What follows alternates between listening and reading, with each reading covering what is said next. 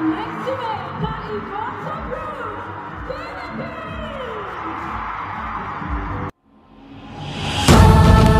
2204, your pageant blogger host. Magandang araw Pilipinas and good day pageant lovers. Update for Alexi Brooks of Miss Eco Philippines matapos ang top 2 ranking for Miss Eco People's Choice Award nitong mga nakaraang araw. Nagbago na ang ranking ng Miss Eco Philippines or Miss Eco International 2025 for the Eco People's Choice Award.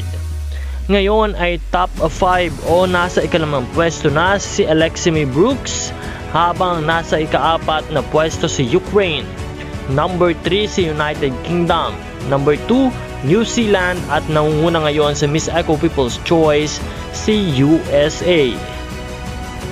Nawa ay patuloy nating iboto at suportahan si Alexi Brooks and make her as number 1 for the Miss Eco People's Choice, dahil otomatikong pasok sa top 10 semifinalists ang mananalo sa Miss Eco People's Choice. Kaya patuloy natin siyang suportahan at patuloy natin siyang iboto for this round.